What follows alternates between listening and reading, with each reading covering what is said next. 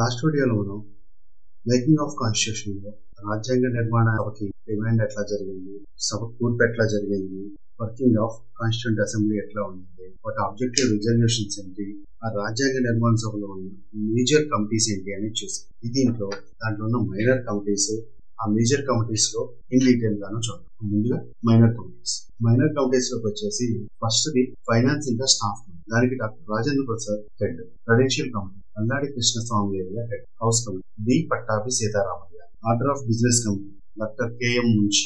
Ad hoc committee on national demand doctor Rajendra Prasad. రాజ్యాంగ పరిషత్ పై విధుల గురించి చెప్పు జీవి మౌలంకర్. సుప్రీంకోర్టు తాత్కాలిక committee S Varadachari. Committee on chief commissioners provinces B Pattabhi Sitaramayya.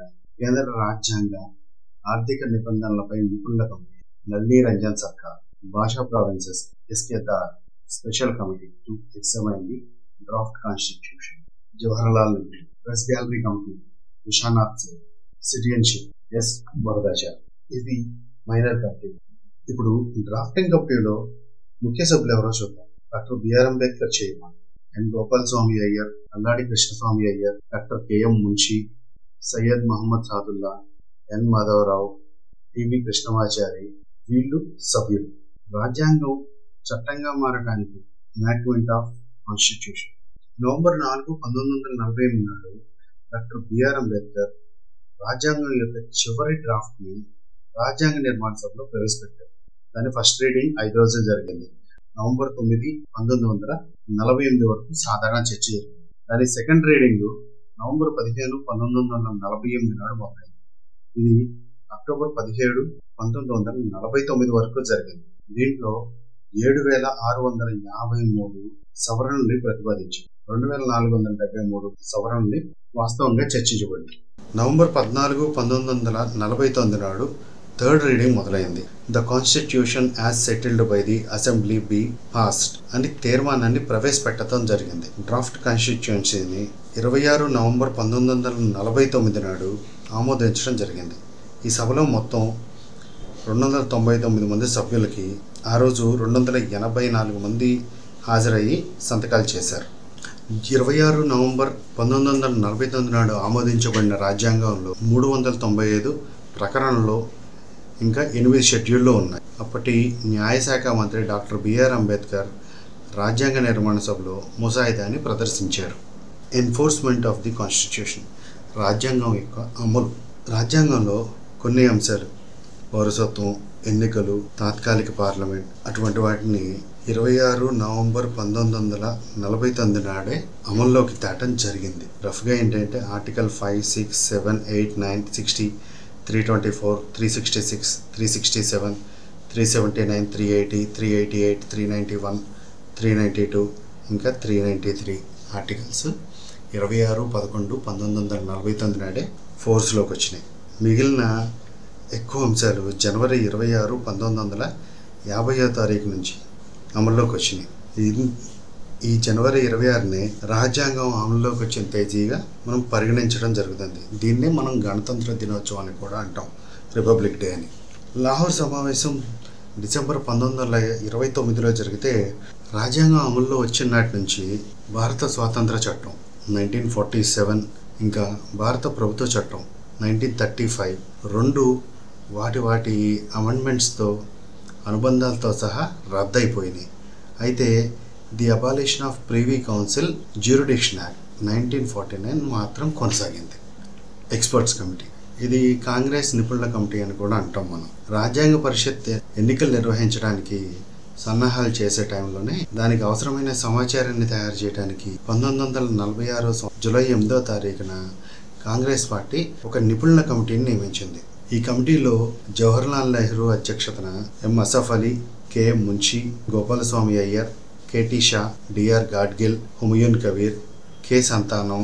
ఆ తర్వాత జవహర్లాల్ నెహ్రూ ప్రతిపాదన మేర కృష్ణ కృపలాని కమిటీలో సహసభ్యులుగా తీసుకుని కన్వీనర్గా చేశారు. ఈ కమిటీ 2 సార్లు సమావేశమైంది. మొదటి సమావేశం న్యూఢిల్లీలో జూలై 20 నుంచి జూలై 22 వరకు 1946 సంవత్సరంలో, అదే ఇదిగా 1946 సంవత్సరంలో ఆగస్టు 15 నుంచి 17 వరకు చేశారు. ఈ సమావేశాల్లో వీళ్ళు మెయిన్గా రాజ్యాంగ పరిషత్కి సంబంధించి ఆ రాజ్యాంగ పరిషత్ పాటించాల్సిన విధి విధానాలు, ఏర్పాటు చేయాల్సిన వివిధ కమిటీలు, రాజ్యాంగ పరిషత్ మొట్టమొదటిసారిగా ప్రవేశపెట్టబోయే రాజ్యాంగ లక్ష్యాలు వగైరాలు వంటివి డ్రాఫ్ట్ తీర్మానాల మీద విస్తృతంగా చర్చించడం జరిగింది. ఈ రాజ్యాంగ నిర్మాణ సభపై కొన్ని విమర్శలు కూడా వచ్చినాయి. ఏంటి అంటే ఇది ఒక ప్రాతినిధ్యం లేని సంస్థగా చెప్పడం జరిగింది. ఎందుకంటే రాజ్యాంగ నిర్మాణ సభ వయోజన ఓటింగ్ ద్వారా జరిగింది కానీ ప్రత్యక్ష ఓటింగ్ ద్వారా జరగలేదు అనేసి. దాని తర్వాత ఇది సావరిన్ బాడీ కాదు, అంటే దీనికి సార్వభౌమాధికారం లేదు అని చెప్పడం జరిగింది. రాజ్యాంగ నిర్మాణ సభ బ్రిటిష్ ప్రభుత్వం యొక్క ప్రతిపాదన మీద ఏర్పడి దాని అనుమతితోనే సమావేశాలు నిర్వహించింది కాబట్టి ఇది సావరిన్ బాడీ కాదు అని చెప్పి అన్నారు. దీన్ని కాలయాపన చేసే సభ అని కూడా అని చాలా మంది అన్నారు. రాజ్యాంగాన్ని రచించడానికి ఈ నిర్మాణ సభ తీసుకున్న సమయాన్ని బేస్ చేసుకుని అలా అనడం జరిగింది. ఎందుకంటే అమెరికా రాజ్యాంగ నిర్మాతలు వాళ్ళ రాజ్యాంగాన్ని కేవలం 4 నెలల్లోనే కంప్లీట్ చేశారు.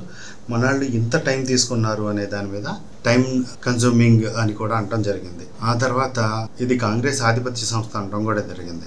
దీన్ని అమెరికా రాజ్యాంగ నిపుణుడు గ్రాన్విల్లే ఆస్టిన్ ఏమన్నాడంటే ప్రత్యేకంగా ఏకపార్టీ ఉన్న దేశాల్లో రాజ్యాంగ నిర్మాణ సభ ఏకపార్టీ సంస్థగానే ఉంటుంది, ఈ సభ కాంగ్రెస్ గా మరియు కాంగ్రెస్ ఇండియాగా ఉంటుంది అంటం జరిగింది. దీన్ని న్యాయవాదులు ఇంకా రాజకీయ నాయకుల ప్రాతినిధ్యం ఉన్న సభ అని అంటం కూడా జరిగింది. దీంట్లో హిందూ ఆధిపత్యం ఎక్కువ ఉందని చెప్పడం, ఇది ఒక హిందూ సంస్థ అని చెప్పి లార్డ్ విస్కౌంట్ సైమన్ లాంటి వాళ్ళు అంటం జరిగింది. మన రాజ్యాంగ నిర్మాణ సభలో ఇంపార్టెంట్ ఫ్యాక్ట్స్ ఏంటంటే మన రాజ్యాంగ పరిషత్ కు ఒక చిహ్నం ఏనుగు. సర్బియన్ రావుని రాజ్యాంగ పరిషత్ కి అడ్వైజర్ గా చెప్పడం జరిగింది.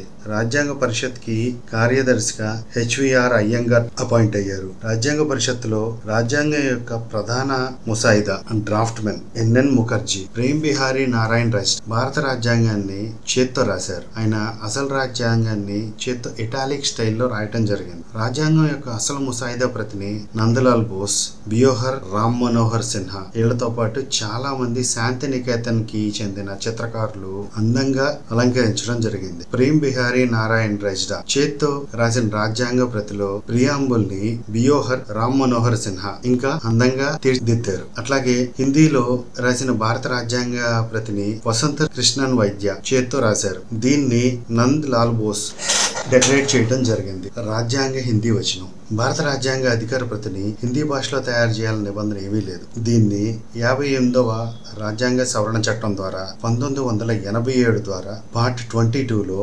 394A ఆర్టికల్ కింద చేర్చారు. దీనికి ఈ చెప్పే నిబంధనలన్నీ వర్తిస్తాయి. రాష్ట్రపతి అధికారిక ఆదేశాల మేరకు భారత రాజ్యాంగాన్ని హిందీ భాషలోకి అనువదించాలి. రాజ్యాంగం హిందీ అనువాదాన్ని భాషానుగుణంగా శైలి, పారిభాషిక పదాలతో ఎటువంటి తేడాలు లేకుండా తగిన సవరణలతో ప్రచురించాలి. ఇంగ్లీష్ లో రాజ్యాంగానికి చేసిన ప్రతి రాజ్యాంగ సవరణని అంటే ప్రతి అమెండ్మెంట్ ని హిందీలో ట్రాన్స్లేట్ చేయాలి. ఆ తర్వాత సెకండ్ వచ్చేసి రాజ్యాంగం యొక్క హిందీ అనువాదం మరియు దాని తదనంతర రాజ్యాంగ అమెండ్మెంట్స్ ని అంటే కాన్స్టిట్యూషనల్ అమెండ్మెంట్స్ ని హిందీ అనువాదం కూడా ఆంగ్ల మూలంలో ఉన్న భావాన్నే వచ్చేటట్టు అంటే ఇంగ్లీష్ లో ఏ మీనింగ్ వస్తుందో అదే మీనింగ్ వచ్చేటట్టు హిందీలో ట్రాన్స్లేట్ చేయాలి. థర్డ్ది రాజ్యాంగం యొక్క హిందీ అనువాదం, ఆ తర్వాత చేసే అమెండ్మెంట్స్, హిందీ ట్రాన్స్లేషన్స్ వీటిని కూడా అఫీషియల్ గానే పరిగణించడం జరుగుతుంది.